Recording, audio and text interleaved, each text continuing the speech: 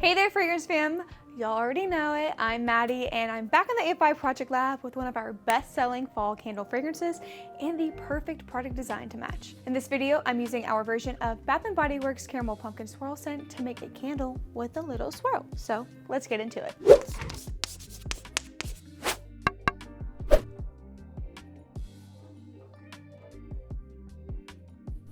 I'm using our in-house wax for this candle.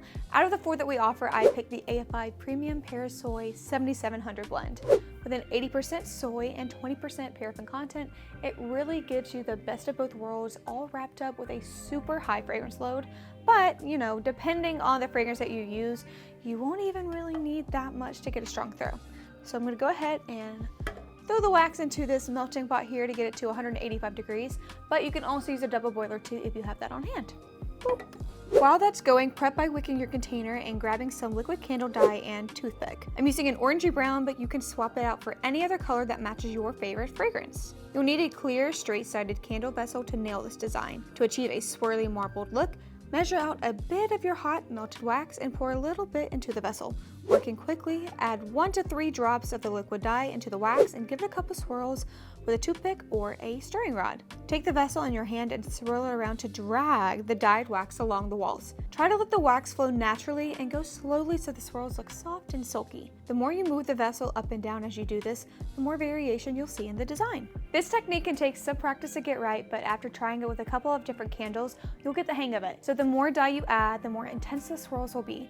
If you're not super happy with how your candle turned out, just grab a heat gun to melt any of wax that's hardened and wipe it down to start from scratch. But I think part of the beauty of this design is how unique every candle will look while still sharing those delicate swirly design elements. After the swirled wax cools and hardens, all you have to do is make a candle like you normally do. Making sure the wax is at 185 degrees, measure out enough to fill the vessel with room for a 6% fragrance load. Once the wax temp drops to 175, add in your favorite fall fragrance. One of mine is our version of Caramel Pumpkin Swirl by Bath & Body Works. It packs a punch of sweet, spicy fall goodness. To make sure you don't melt away any of your swirl design, cool the wax at a slightly lower temperature than you usually do. Typically, we recommend a pour temperature of around 106 degrees for our Pear Soy 7700 blend, but in this case, I'm pouring it at 145. Straighten up the wicks and allow the candle to fully cool and cure for at least a week before it's burned and enjoyed. Here's how my candle looks with the wicks trimmed, and I can't think of a better way to design a candle around this fragrance. If you want to know more about using our waxes and how to double wick a candle just like this, be sure to stay tuned for next week's video where we'll teach you guys how to multi-wick